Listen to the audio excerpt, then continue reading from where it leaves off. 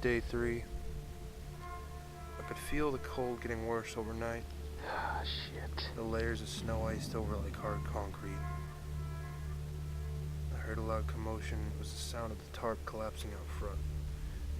I stepped outside for a look-see, and the cold was in the air.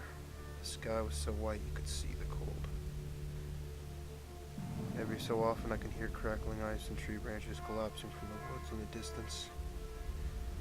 Let's just hope one doesn't crash down on my home. I stepped off the porch and sunk nearly to my hips in snow. There are icicles over a foot long hanging from the gutters. This place is an ice hole, and we needed to excavate the wood stores by my house if we wanted to survive. Luckily, I remembered where I was dumb enough to leave the shovel out overnight.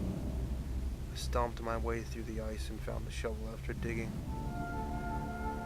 The snow started falling heavily again. We dug and dug for the wood pile as the snow kept fighting against us.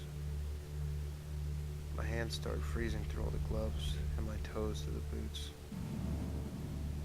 We managed to make a small tunnel that we brought load after load of wood back throughout the day for fire and heat. Every time, the tunnel would seal up a little from the snowfall. Near the last load, the fucking ice on my roof avalanched off and would have killed us, but Jared not thrown us both out of the way. That made it 5 times harder to get back inside, climbing over ice shards jutting out of the ground.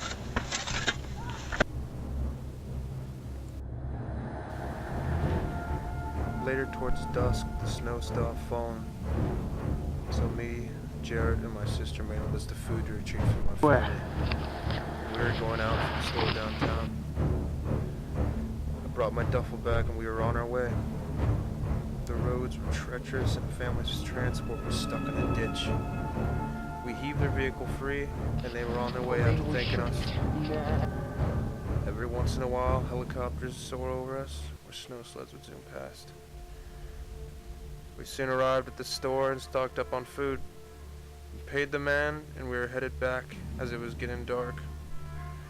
There were vehicles stuck in our ditch at my home with red lights flashing.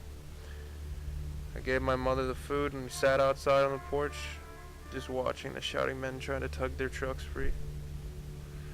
They would call another truck to help and it would get stuck too. Soon there were at least 5 vehicles surrounding the area of my home of all places. Jarrett and I decided to do a little reconnaissance. I got my sniper rifle from storage and headed out back. Our gear is so bulky as we belly crawled through the soft snow in the dark. From a good vantage point, I used the scope and watched the travelers unload their trucks and tug at each other's vehicles. We just laid there in the snow and talked for a while, in the white darkness. Jared told me his commander has offered to pick him up the next day. I enjoyed his company, and I knew that tomorrow I would have to report back to command myself and train there at the campgrounds. Damn. Looks like I got to dig my way out of here.